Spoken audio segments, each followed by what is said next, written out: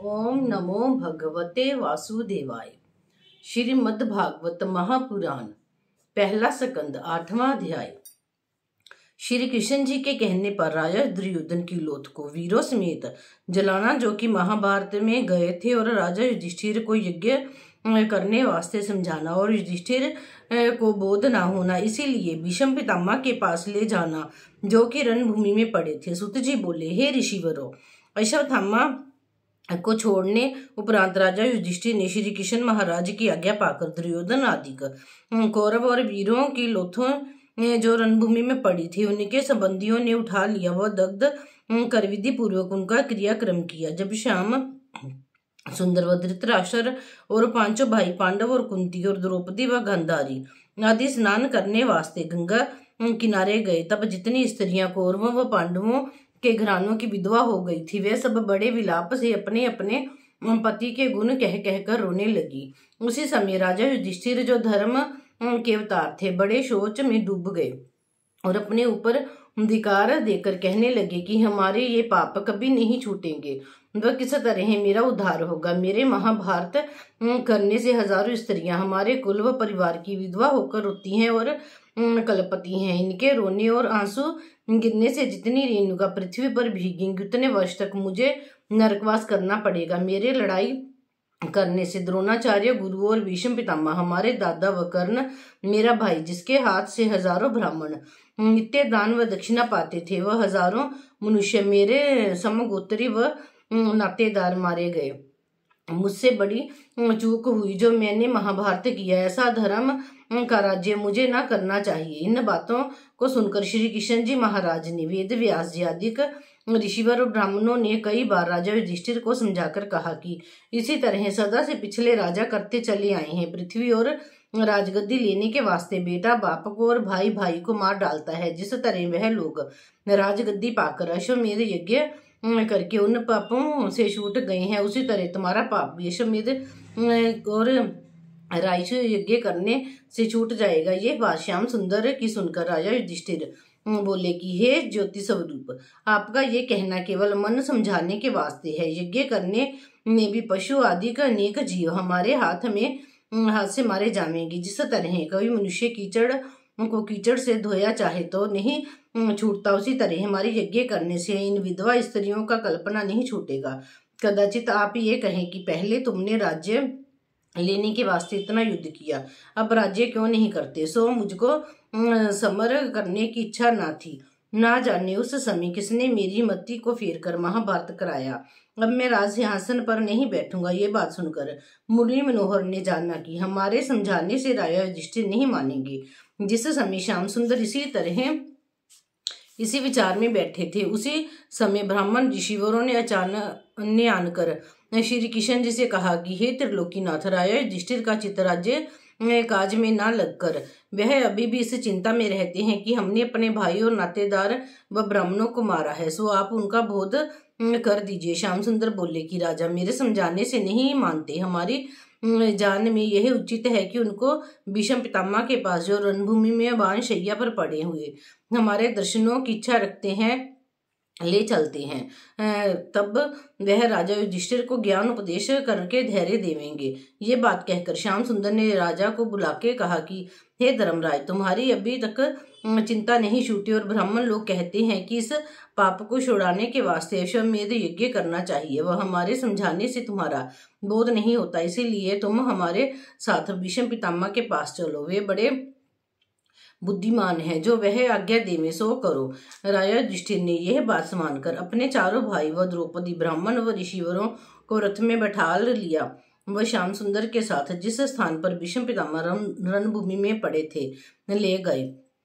ब्राह्मण लोग दाहिने व पांडव बाएं व श्री कृष्ण जी भीष्म पितामह के सम्मुख बैठे। श्याम सुंदर ने इस वास्ते चरण के समीप बैठना अंगीकार किया कि भीष्म पितामह घायल पड़े हुए मेरे दर्शनों की इच्छा रखते हैं। मैं दूसरी और बैठूंगा तो उनको करवट लेने में बहुत कष्ट होगा। यह समाचार सुनकर नारद जी और भरद्वाज व परशुराम आदि के बहुत से ऋषि व मुनि भीष्म पितामह से ज्ञान सुनने के वास्ते वहां पर गए और भीष्म पितामह ने मानसी पूजन श्याम सुंदर को किया।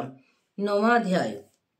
भीष्म पितामह का राजा युधिष्ठिर को राजनीति धर्म समझाना व द्रौपदी का बोध करना। सूत जी ने शौनक आदि ऋषिवरों से कहा कि जब सब लोग वहां बैठ चुके तब श्री कृष्ण बोले, हे भीष्म पितामह, राजा युधिष्ठिर अपना मन राज्य काज में नहीं लगाकर कहते हैं कि हमने अपने भाई व बंधु व नातेदार और ब्राह्मणों को महाभारत में मारा है। जब तक इन सब पापों से हमारा उद्धार न होगा तब तक राज्य नहीं करेंगे। भीष्म पितामह ने ये वचन सुनते ही राज्य धर्म और अपधर्म और दान धर्म व मोक्ष धर्म, जिसका हाल शांति पूर्वक और अनुशासन पर महाभारत के पोथी में विस्तार पूर्वक लिखा है, राजा युधिष्ठिर से कहकर संक्षेप में यह ज्ञान बतलाया कि हे राजन, तुमको बाल्यावस्था से दुख प्राप्त हुआ, लड़कपन में तुम्हारे पिता मारे गए, तब तुमको कुछ ज्ञान न था। कौरवों ने तुम्हारे जलाने के उपाय किया, भीमसेन और तुम्हारे भाई के खाने के वास्ते विष का लड्डू बनाकर भेजा, फिर तुम्हारा सब राज्य व धन शल से जुआ में जीतकर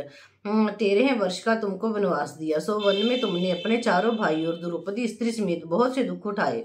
कदाचित कहो कि सच्चे व धर्मात्मा मनुष्य को दुख नहीं होता, फिर तुमको जो सत्यवादी व नीतिमान हो किस वास्ते ये सब दुख पहुंचा। और कहते हैं कि बलवान मनुष्य को दुख व शोक नहीं प्राप्त होता। सो तुम पांचों भाइयों में अर्जुन व भीमसेन बड़े शूरवीर है, वह द्रौपदी ऐसी पतिव्रता स्त्री तुम्हारे साथ थी, फिर इन्होंने किस वास्ते इतना दुख पाया। इसके सिवाय जहाँ श्री कृष्ण जी के नाम की चर्चा रहती है वहां दुख नहीं होता। सो श्री कृष्ण जी पर ब्रह्म का अवतार है, आप रात दिन तुम्हारी सहायता करते थे, फिर तुमने किस वास्ते इतना कष्ट सहा। सो हे राजन, तुम इस बात को विश्वास करके जानो कि परमेश्वर की इच्छा अनुसार जिसको जैसा होनहार है उसके पृथक दूसरी बात नहीं हो सकती। दुख व सुख पिछले जन्मों के संस्कार से भोगना पड़ता है और परमेश्वर की महिमा और भेद को कोई नहीं जानता।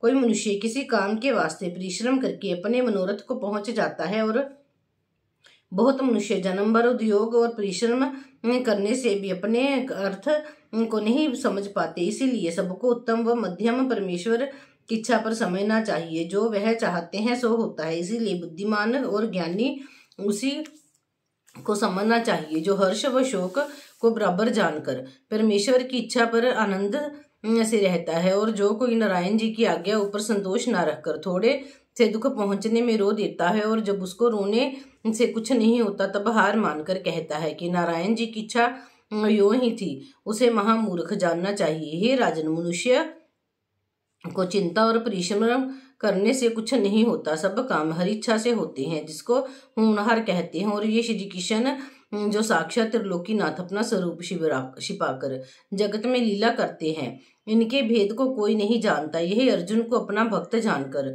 उसके सारथी हुए थे। इसकी महिमा और बढ़ाई कहाँ तक तुमसे वर्णन करूं। हे राजन, जो लोग परमेश्वर की इच्छा पर आनंद से रहकर अपना जन्म व तप व जप व हरि चरणों के ध्यान में ध्यान के काटते हैं, उनके नाम सुनो। उनमें एक महादेव सदा कैलाश पर्वत पर बैठे हुए नारायण जी के तप व ध्यान के सिवाय संसारी व्यवहार से कुछ काम नहीं रखते। दूसरे नारद जी 8 पहर मगन व आनंद मूर्ति रहकर जिस जगह उनका मन चाहता है वीणा बजाकर ज्योतिष रूप व भजन व गुण गवाते फिरते हैं। तीसरे कपिल देव मुनि दिन रात श्री परब्रह्म का जाप और ध्यान करके अकेले गंगा सागर पर बैठे रहते हैं। चौथे शुक्रदेव जी जन्म से संसारी माया मोह में नहीं लिपट कर 8 पहर वैकुंठनाथ की कथा गाया करते हैं। 5वें राजा बलि ने जब जाना कि श्याम सुंदर की इच्छा यूं ही है कि मैं राज सिंहासन पर ना रहूं, तब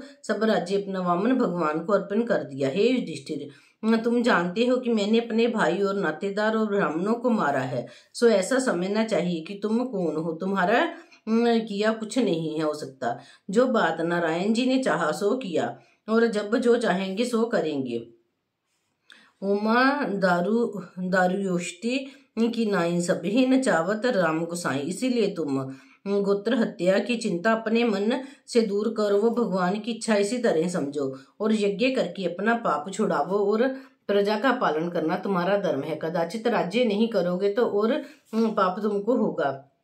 इतनी कथा सुनाकर सूत जी ने शौनकादिक ऋषिवरों से कहा कि जिस समय भीष्म पितामह ये सब ज्ञान व धर्म राजा युधिष्ठिर को समझाते थे, उसी समय द्रौपदी वहां बैठी हुई भीष्म पितामह की ओर देख रही थी। जब उन्होंने सब धर्म कहते समय ये बात भी कही कि जिस सभा में धर्म का जानने वाला मनुष्य बैठा हो, उस जगह दूसरा कोई धर्म की राह कुछ पाप करने की इच्छा करे तो धर्मात्मा मनुष्य को उचित है कि दूसरे को पाप करने से वर्ज देवे। कदाचित वह मना करने की सामर्थ्य ना रखता हो तो वहां से उठ जावे और परमेश्वर का ध्यान करे। यह भीष्म पितामह का वचन सुनते ही द्रौपदी ने राजा युधिष्ठिर व अर्जुन की ओर देख पहले मुस्कुरा दिया, फिर मन में लज्जित होकर विचार किया कि देखो राजा दुर्योधन की सभा में भीष्म पितामह के सामने अधर्म की राह मेरी यह दुर्दशा हुई और दुशासन ने मुझको नंगी करने के वास्ते मेरा चीर खींचा। राजा दुर्योधन ने मुझे अपनी जान पर बैठने के वास्ते कहा। ऐसी दुर्दशा होने पर भी मेरा प्राण नहीं निकला व मैं अपना मुख लोगों को दिखलाती हूँ। ऐसे जीने से मर जाती तो उत्तम था। जब यह समझकर द्रौपदी बहुत उदास हो मन में अपने को धिक्कार देने लगी, तब भीष्म पितामह ने द्रौपदी का मुख मलिन देखते ही उसके हृदय की बात अपने ज्ञान से जानकर कहा कि हे बेटी, तुम अपने मन में कुछ सोच मत करो। यह सब धिक्कार मेरे ऊपर है। किस कारण? कि जिस समय यह सब अधर्म तेरे ऊपर हुआ था उस समय मैं भी वहां बैठा था। जो मैं दुर्योधन को इस अनीति से मना करना चाहता तो उसकी सामर्थ्य नहीं थी जो ऐसा धर्म तेरे ऊपर करता, पर उस समय मेरे मन में यह ज्ञान नहीं आया। इससे बेटी तुम निश्चय जानो कि श्याम सुंदर की इच्छा इसी तरह पर थी। जो बात वह चाहते हैं सो होती है।